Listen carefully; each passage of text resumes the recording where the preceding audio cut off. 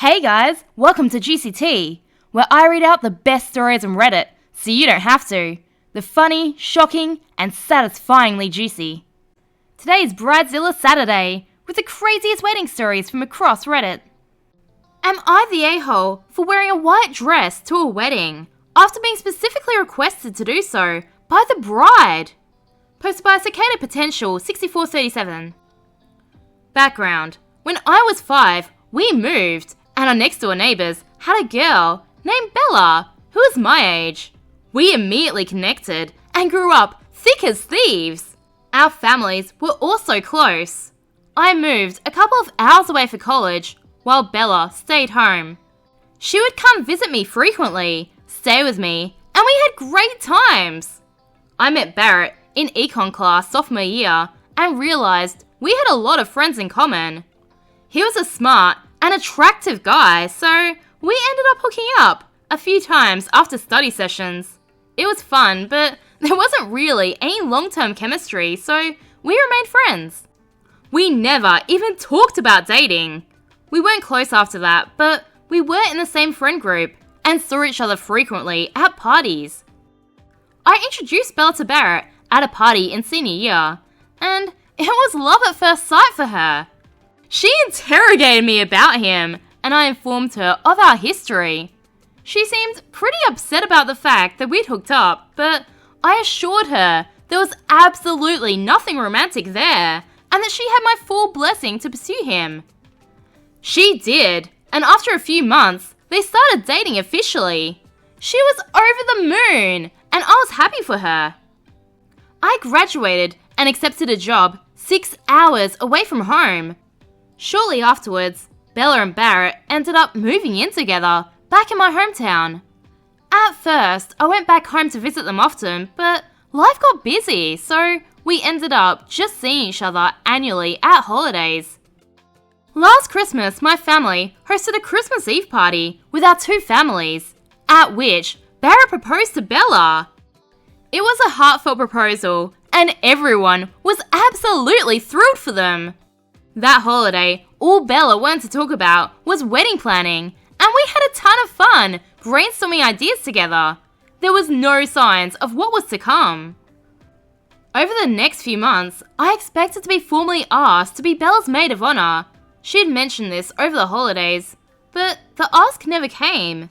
She started screening my calls. Finally, I received a save the date in the mail. However, I still hadn't heard from her about whether I was in the wedding, so I got her on the phone and asked her. She told me that she'd thought it through and didn't think I should be in the wedding at all because I live so far away. She thought it would make coordinating bridal events too difficult. She was making her cousin, who she doesn't even like, her maid of honor. I was pretty hurt by this. I was her oldest and closest friend. I introduced her to her fiancé and was friends with him too. I told her I could get time off work, would buy plane tickets, whatever was required of me to be there. I said I didn't think it was going to be as challenging as she thought. She shrugged this off. Instead, she directed the conversation to whether I was going to be bringing someone to the wedding. I was a little confused by this question because I had just had a bad breakup and she knew all about what went down. I told her that since I wasn't seeing anyone currently, I'd probably be attending solo. She told me that she would keep my +1 open until the last possible moment and encouraged me to try and find a date so that I wouldn't be lonely. I thought this was a nice gesture, but reassured her that with my family present and tons of mutual friends from college and our hometown, that I'd be fine. I think OP mistook the encouragement to bring a date as a suggestion. The next few months passed without much incident. I didn't hear a ton from Bella. I probably could have reached out more, but I was still stinging a bit from not being asked to be in the wedding party. I also saw on social media that she'd had an engagement party that she hadn't told me about or invited me to.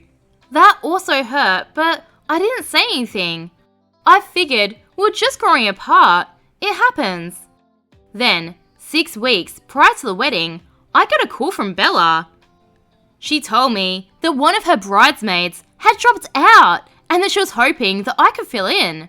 I wouldn't be going to any of the events as those were already booked, but I would be in the wedding party. I was thrilled and relieved and accepted immediately. She said that they were doing a reverse colour palette for the bridal party where all the bridesmaids and groomsmen were wearing white and she and the groom were wearing black. This didn't seem that strange. Bella has always liked to stand out and has unconventional taste. She apologised for the late notice and asked if I could find a white dress in time. I already had a white slip dress, so I sent her a picture of it on the call to see if it'd work. She verbally approved it and tagged it with a thumbs up on the text chain. This will be important later. Oh yes, 'cause evidence. The wedding was at noon, so we were supposed to meet to do hair and makeup at the venue at 8 a.m. I arrived in sweats with my dress in a bag and greeted Bella and the other girls.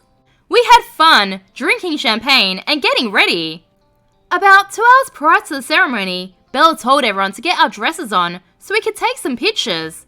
I grabbed my bag and went into the bathroom to change. When I re-entered the room, every last bridesmaid was in a blue dress. I was the only one in white. My stomach dropped. My mind raced back to the conversation I'd had with Bella. She had said white, right? I hadn't misheard. No, I was certain. She'd called it the reverse colour scheme. I had googled it. This was a setup. Bella was in the middle of the room in a bathrobe with a resigned look on her face. She said to her cousin, "I told you she was going to do something like this." Ooh, I thought so. You're so ingrained in the friend and family group that the only way to get you out of Barrett's life for good is to set you up as a monster. I bet she's been saying all sorts of lies to everyone behind your back and then set this up as proof. Her cousin approached me and asked what I was wearing. I mumbled that Bella told me to wear white. Bella didn't even blink. She stared back and huffed out a laugh and said, "Of course, I would have to make today all about me." The cousin started screaming at me, going off on how I was jealous, in love with Barrett, and how completely unhinged I was. Honestly, I froze in that moment. I was so spun around by how fast everything went from great to bad, and I couldn't even find words to defend myself. Eventually, I stammered out that I had another dress at my parents' house and I could go home and change. But Bella said, "I think we both know this is the end of our friendship. I've given you too many chances. It's time for you to go." I started crying. I didn't really know what was happening or what she was talking about, but I knew whatever was going down was really, really bad. Finally, my legs started to work again and I fled. I left all of my things at the venue and just ran to my car and went home, sobbing in the white dress. After about half an hour, my phone blew up. Texts from nearly everyone in my life telling me that I was bitter, that I was a whore, that I need to grow up and get over my jealousy, and asking how I could do that to Bella. Even my mother sent me a text telling me how disappointed she was in me and that we'd talk when they got home. At this point, I did what any rational person would do. I broke into my parents' liquor cabinet and got drunk. Terrible decision. When they see you're drunk, it will only confirm Bella's claim that you're in love with Barrett, because to them, why else would you be drunk and crying on their wedding day? As a result, the conversation when my parents finally got home was somewhat confused. My dad wouldn't even look at me, and my mum and I kept talking over each other. She outright didn't believe that I'd been told to wear white, and I didn't understand why. Then finally she said, "Because of everything else that happened." And I was like, "What are you talking about? What does that mean?" And she said, "You know, your ultimatums to Bella." The next few hours revealed the truth. Over the last few months, Bella has been building a fiction with nearly everyone in my life that I'm mentally unstable and madly in love with Barrett. She's concocted a web of outlandish tales and systematically poisoned my friends and family against me. My boyfriend apparently dumped me because of my feelings for Barrett. Lie! He cheated and I dumped him. I told Bella that she needs to choose between me and Barrett. Never happened. I told Bella that I couldn't be in the wedding party because I couldn't support her marriage given that Barrett was meant for me. Lie! I had a major meltdown before the engagement party, and that's why I wasn't there. On and on and on. Lies on top of lies. What annoys me is that not a single one of them came to you to confirm or even talk about it. Not even your mother. Did no one support you during your breakup? And if they did, why didn't they mention that Bella was telling everyone a different story? No one asked you why you weren't going to the engagement party? Nothing? It sucks that whenever someone gets badmouthed, no one ever goes to that person for their side of things. Newsflash, sometimes people lie. In all of these stories, Bella has painted herself as the patient, long-suffering friend, trying to deal with a friend clearly going through a tough time. She expressed understanding for my unrequited love for Barrett and emphasized how hard it must be for me to see her marry the love of my life. And she has made great efforts to try to sustain our friendship, despite how complicated the situation is. The lie has been going on so long, my mother literally didn't believe me. Finally, I grabbed my phone and handed it to her. I told her to go through my text messages with Bella and show me any evidence of any of that happening. It was when she was scrolling through, reading our messages, that she saw the picture of the white dress that I'd sent to Bella with her thumbs up on it. I'd completely forgotten about it. It was this picture of the approved white dress and lack of any ultimatums or Barrett drama that finally flipped my mother. She believed me and was horrified that she'd bought into a false narrative. She called my dad into the room and explained what was what. My dad isn't the type of person you want to piss off. We had to spend a significant amount of energy trying to calm him down so he didn't walk next door and rip the house from the foundation. My mum still says that I'm a bit of an a-hole because I should never have assumed that I could wear white to someone's wedding. But she didn't assume. She was specifically told to wear it. I should have confirmed with the other bridesmaids about what they were wearing, and that was part of my job as a member of the bridal party. Fine, I own that. Absolutely not! I think your mum is just projecting her guilt about believing these lies without even having the decency to talk to you first. You should have hit her back with, she should have confirmed these stories with you, her daughter, before just believing them as fact. That's part of her job as a mother.